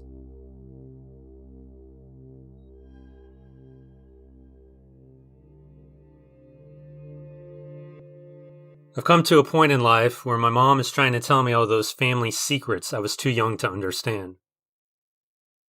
Every weekend or so we have these long talks. It was a bit off-putting at first, but I eventually came to value the anecdotes and lessons she gave me. They had the feel of bedtime stories, really. Only the protagonists were now my family and people I knew. The implications of the events were very real. The effects ranged from anger, laughter, to nostalgia. Nostalgia.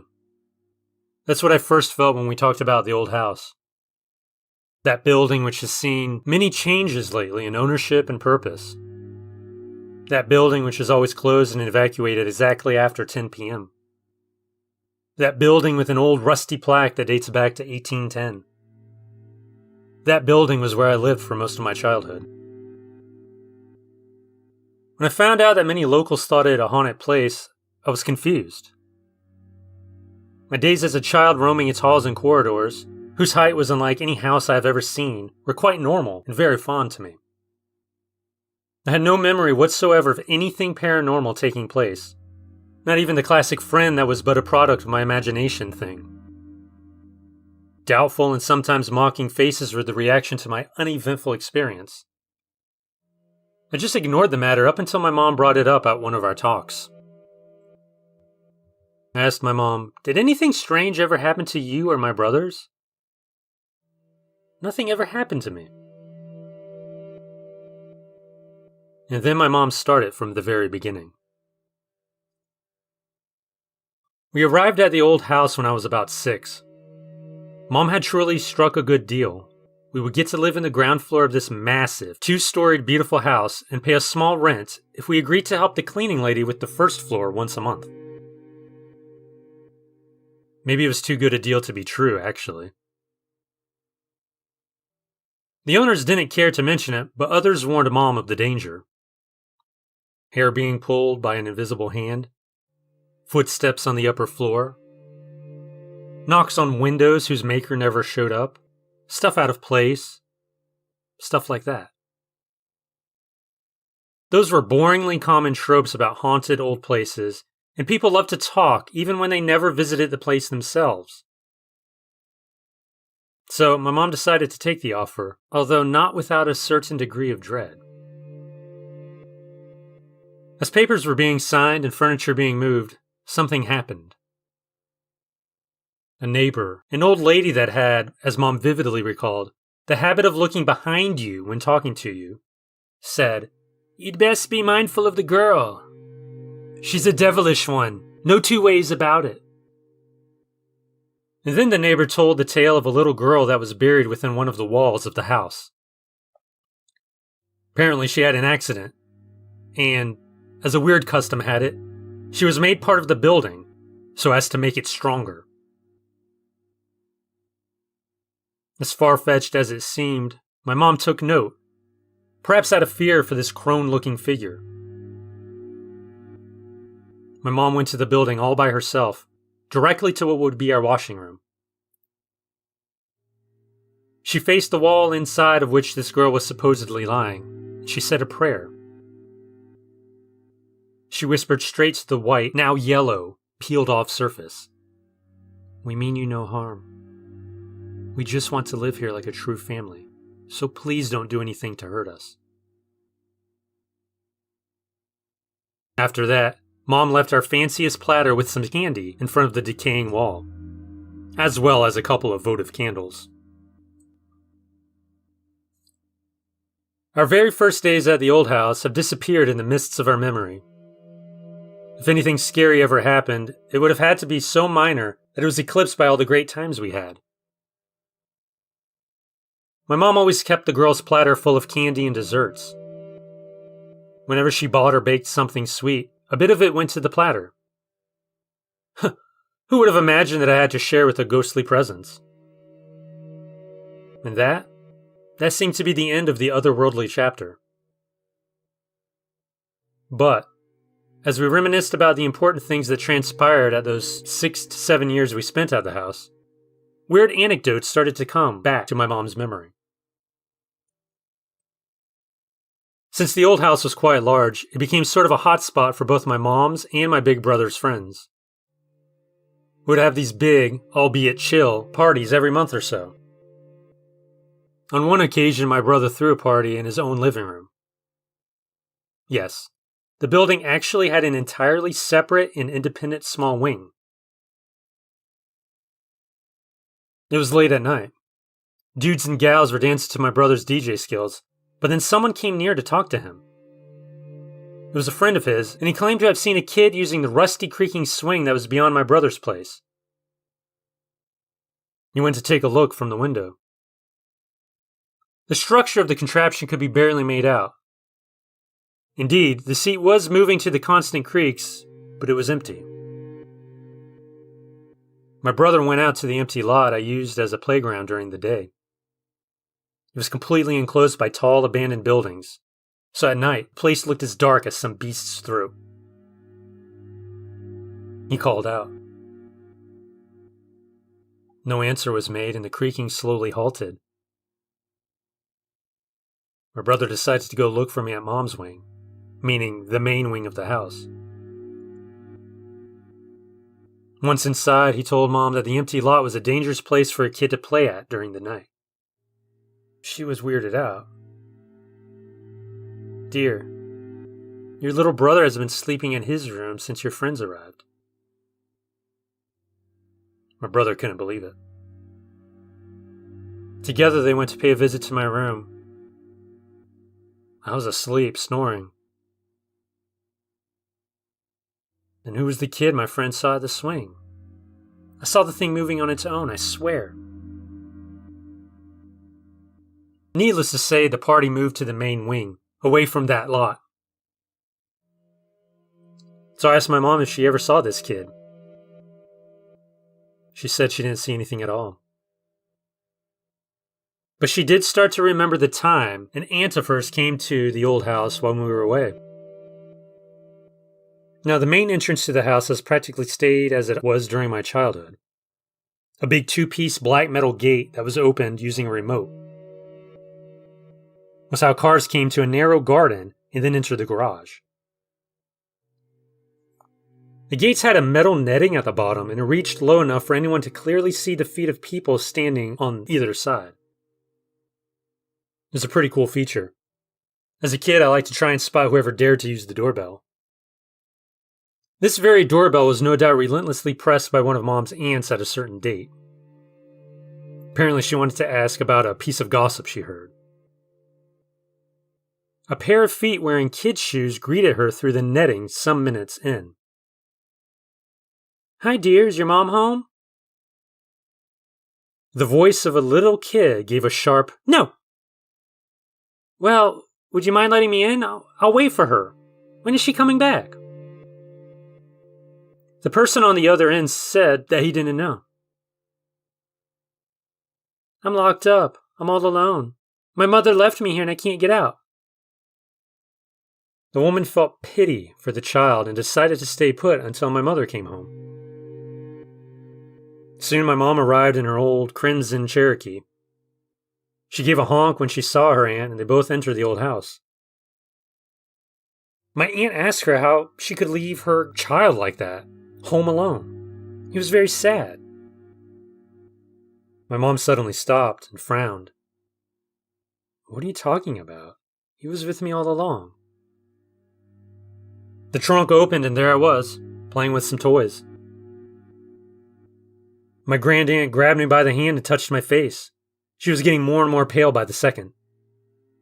She started to babble, "It's you! It's really you! You are here!" We all went to the living room, but then I left to do something else. My mom told me that it took a couple of chocolates to get her aunt out of shock. These are the most prominent stories my mom told me. Many other things happened, but they were much more cliched and rather short. But, according to my mom and the friends who were involved, they did happen.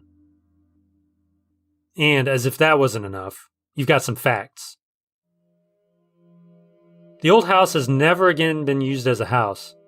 Only businesses have set up shop, but a lot of them have left rather quickly. Nowadays, there's a restaurant/bar.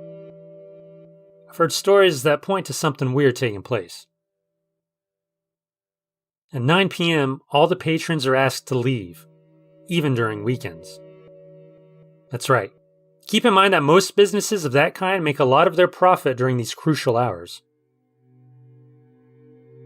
A friend of the family had this evacuation happen to him, to which he asked why. One of the waiters told him that they all left the building after 10 because of the terrifying things that occurred after.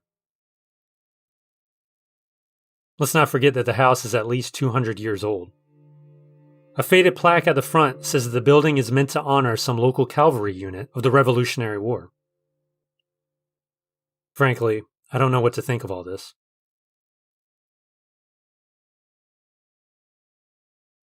So this happened a few years ago when I was about 23 or so.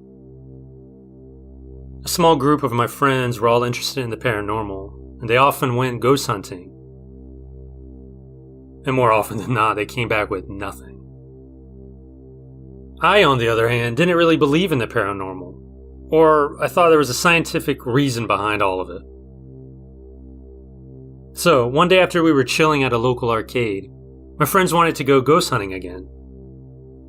Normally I would have passed and went home to play some video games, but a girl who I had a huge crush on at the time, let's call her A, said she was down and that she bought a thermal camera for it.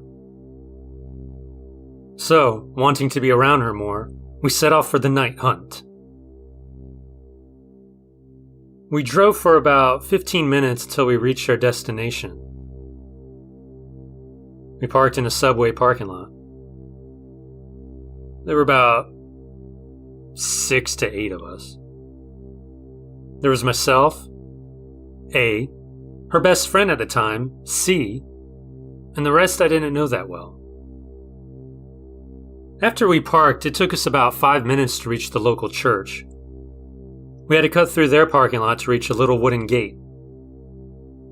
From there, it took us to a neighborhood and we had to sneak around and avoid cars, since it was about 2:45 a.m., and a group of teenagers wearing mostly black wouldn't look too good. Anyways, it took us about 10 minutes to reach the woods where our ghost hunt location was at. So we got ready. And by getting ready, I mean I was checking my Facebook to see if any of my other friends were online. Then we started walking. It wasn't too deep in the woods. I could still see homes and such. We were walking on a dirt path, and all I could think about was how much I hate mosquitoes. The walk was boring, to be honest. Nothing out of the ordinary happened. Everyone else was freaking out and saying that they saw this and they saw that. Once we made it through the woods, we came across a baseball park on the other side of the neighborhood. We sat down and chatted for a bit, trying to decide what to do next. Could either go around the woods to get back to our cars, or walk back through the path again, which was the shorter way. We decided to walk back down the path. On our way back, I was near the front, and I made a decision that might have caused what happened next. Somewhere near the middle of the trail, I started to welcome the paranormal and push it to do something, anything. In my head, I was saying things like, "Go on, do something to me. Show me you're here. Use my body, anything." I suddenly started to feel numb and lightheaded. I remember starting to get tunnel vision, like I could see the edge of my vision fading into darkness. Then suddenly, I woke up on top of a guy. He was holding my face in his hands and he's whispering or saying something in a different language to me. Everyone was staring at me and asking if I was okay. I asked them what happened. They said I stopped a few times, that I wouldn't respond when they were asking me questions. They also said I would laugh, but I didn't believe them because I tend to be on the quiet side. After that, everyone was saying that we should just call it a night, but they wouldn't want me to drive. The next morning when I woke up, I had some scratches on my arm, but I chalked it up to the tree branches. A's friend C messaged me on Facebook asking if I was okay, and I told her I was. I asked what happened and she told me about it. I asked her who was there and she mentioned a few names, but the only name I could remember was Tim, or Timothy. She said there wasn't anyone there with that name. Half an hour later, she messaged me back with a website link. When I clicked on it, it opened up a missing child's page for a kid named Timothy. He was 8 years old, and he went missing a year or two before we went to the woods. Lately, I've had the urge to go back to those woods.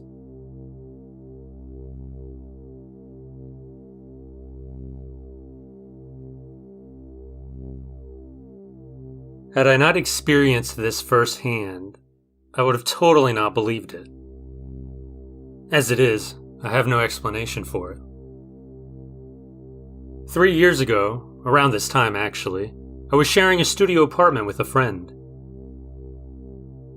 I was tidying up some of my things, and she was sitting on her bed. We were just talking while I cleaned. Suddenly, out of nowhere, I'm flung several feet in the air, horizontally. Absolutely out of nowhere. I landed on my elbow and I busted it up pretty bad. My roommate started flipping out. She took me to the hospital and everything. Then later that night, we were sitting in our apartment talking about what happened when this black line starts being drawn on the wall right before our eyes. We had never had anything odd happen in the apartment before, then, or after. That was it. Absolutely insane. Before this, I didn't really believe all that much in the paranormal. I thought it was interesting, and if it were real, I firmly believed ghosts could not touch you. Now, I don't know what to think.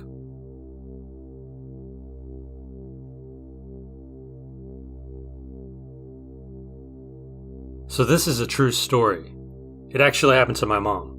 Now, it may seem unbelievable, but it really did happen. My mom had a loving relationship with her grandma. She loved to visit her as a child until her unfortunate passing. However, strange things happened to her when she used to visit her house. In one instance, they were gardening together when footprints appeared in the freshly tilled soil. Another time, the toaster was painted, so she and her grandma had to chisel it all off. Other times, the cat would stare off into seemingly nowhere and follow something, and then suddenly leave.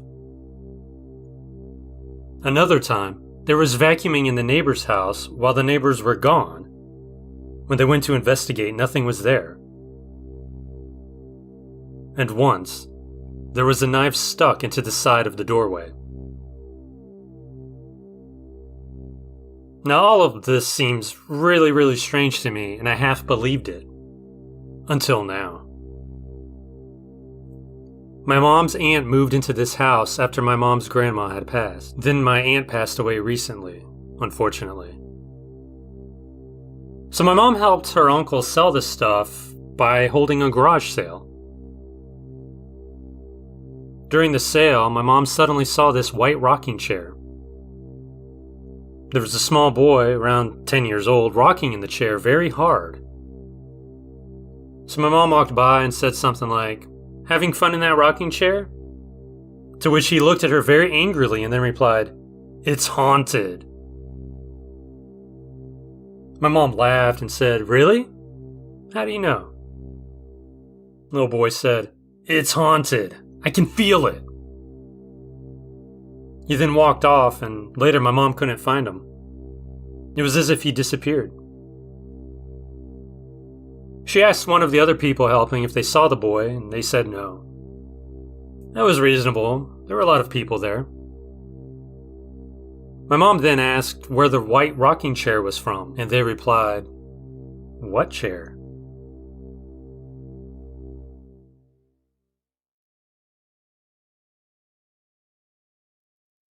I'm from Atlanta, Georgia. I'm 24 years old, and when I was in first grade, I saw a spirit. At the time, my family and I lived in some apartments in Forest Park, Georgia. These apartments had very nice red carpet in the living rooms. They've been abandoned for a while now, but I often drive by there just to see if I still feel the same terrifying feeling I felt when that night happened. My family consisted of me, my older brother, 2 younger sisters, my mom, and her boyfriend at the time. One night I woke up around 2:30 in the morning because I got thirsty and had to pee. Counterproductive, right? As I stepped into the hallway, I saw who I thought to be my mom's boyfriend sitting on the sofa watching TV. I approached him to ask what he was watching and got no response. So I got closer, said it again, but with a little more authority in my voice, because in my mind, it's very rude to ignore someone talking to you. When I was standing about 2 feet away, I felt off. I noticed that I still couldn't see his face or body, even though the TV was on. I could only see a shadowy silhouette. I froze because the air now felt heavy. The shadow turned towards me. It let out a terrifying scream and flew down the hall towards the hall closet by my mom's room. I stood there in shock for about 20 seconds before I started crying and screaming. I woke the entire apartment. My mom asked what happened, and I told her. The look in her face wasn't of surprise, but a look that said, "So, you've seen it too." She told me and my siblings that she felt a man standing over her bed at night, breathing on her. The boyfriend said on one of his off days, he'd be shaving, and in the mirror he could see someone, a shadow, standing in the shower behind him. The next morning we went to the renter's office, and my mom had me tell the guy what I saw. My mom got pretty hot, telling the guy, "Hey, I told you that apartment was weird." The guy then told my mom that 6 months before we moved in, the previous guy living there was killed during a home invasion. The murderer stuffed his body into that hall closet, and he wasn't found until 2 weeks later.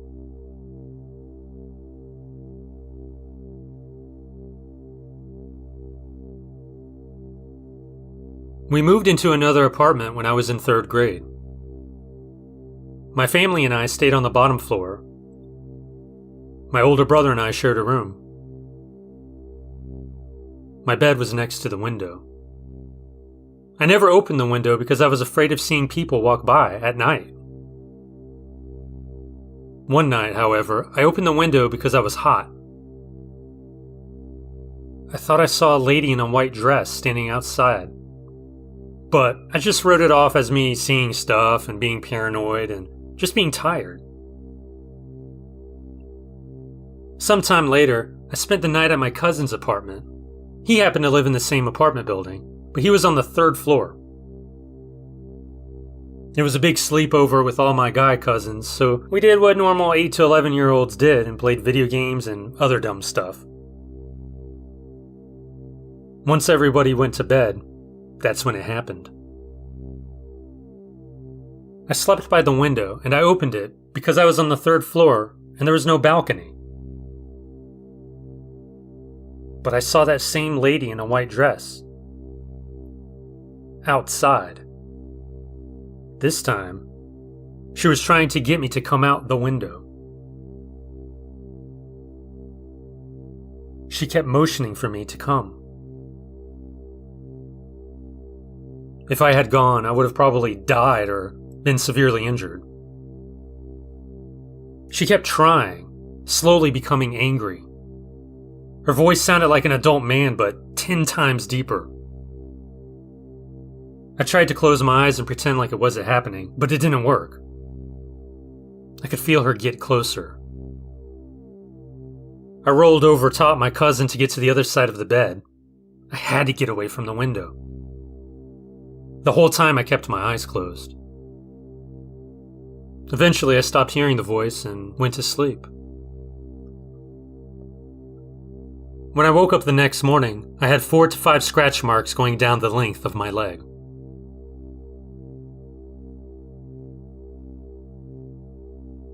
As a kid, I used to live in an old home in the suburbs of Perth, Western Australia. The home was built in 1939, and I believe it was war housing for vets after the Second World War. My parents bought the house in 2000. The original home was at the front of the house, which had small creaky wooden floorboards and high ceilings. It only had about 3 rooms. My room, my sister's room, and a playroom. And this part of the house was where a lot of the activity was centered. A hallway connected the old house to what was originally the backyard, but had been renovated to add a large modern wing onto the existing structure. My parents' room was in this wing.